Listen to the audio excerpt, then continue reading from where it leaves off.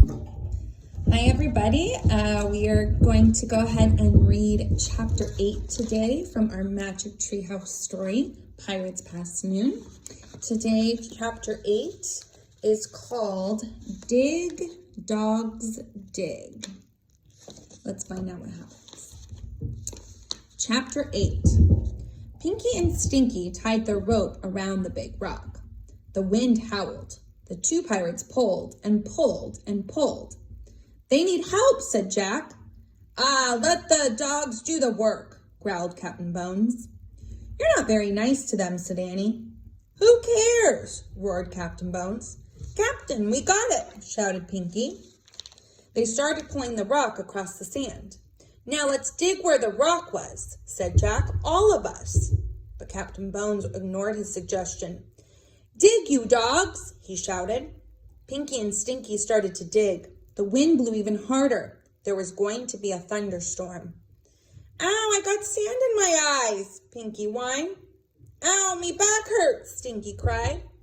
"Dig," shouted Captain Bones. He held Jack and Annie with one hand. With the other, he pulled out the gold medallion. He tossed it at the two pirates. It fell into the hole. "Dig for more of these, you swine," he said. "Squawk!" "Look," Annie said. Polly was back. She was circling above them.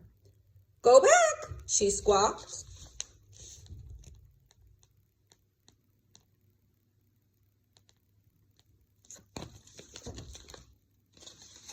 Stinky and Pinky looked up at the parrot. They scowled. "Dig!" shouted Captain Bones. "A big storm is coming, Captain," said Pinky. "Go back," said Polly. "The bird's an omen, Captain," shouted Stinky. "Dig, you dogs!" cried Captain Bones. "Go back," squawked Polly. "The bird's warning us," shouted Pinky. "We've got to get to the ship before it's too late." The two pirates threw down their shovels. They started running toward the rowboat. "Mutineers, come back!" shouted Captain Bones. He dragged Jack and Annie down to the beach, and he ran after his men. "Stop!" But the pirates kept running. They got to the rowboat and pushed it into the sea. "Wait!" cried Captain Bones. Pinky and Stinky jumped into the boat. They started rowing. "Wait!" Captain Bones let go of Jack and Annie. He ran into the water. "Wait, you dogs!" He hauled himself into the rowboat. Then the three pirates disappeared into the spray of the waves. "Go back!" squawked Polly. "She means us," said Annie. Just then the storm broke over the island. The wind howled. Rain fell in buckets. "Let's go!" cried Annie. "Wait, I have to go get the medallion," shouted Jack. He ran to the hole dug by the pirates. He looked down in it. Even in the dreary light, the medallion was shining. Big fat raindrops were falling into the hole, washing away the sand. Jack saw a patch of wood. Then the rain cleared away more sand, and Jack saw the top of an old trunk. He stared. Was it Captain Kidd's treasure chest? "Hurry, Jack!" cried Annie. She was halfway up the treehouse ladder. I found it, cried Jack. "I found the treasure chest." "Forget the treasure chest," said Annie. "We have to go now. The storm is getting worse." Jack kept staring at the chest.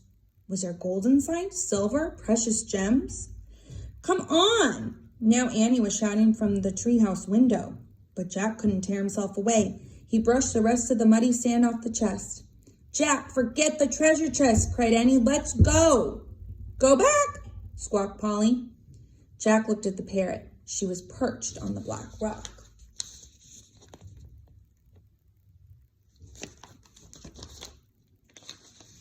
He stared into her wise eyes. He thought he knew her from somewhere else. "Go back, Jack," she said. She sounded like a person. Okay, it was definitely time to go. Jack took one last look at the treasure chest. He clutched the gold medallion. Then he took off running toward the treehouse. His socks and rain boots were still there. He quickly pulled the boots on. He shoved the socks into his backpack. The rope ladder was dancing wildly in the wind. Jack grabbed it. The ladder swayed as Jack climbed. He was tossed this way and that, but he held on tight. At last, he pulled himself into the treehouse. "Let's go," he cried.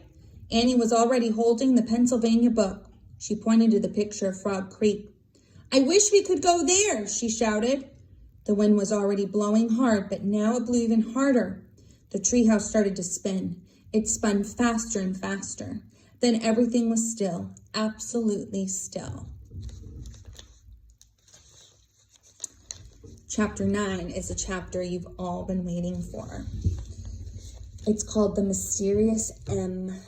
So I think we're finally going to find out who or what that M stands for that we've read about in the past 3 Magic Treehouse books. So I hope you enjoyed this chapter today. Stay tuned for tomorrow. We have, I believe, 2 more chapters of this book, and then we will be wrapping up our 4th Magic Treehouse book. So I hope you have a great rest of your day, and I look forward to seeing you tomorrow. Bye.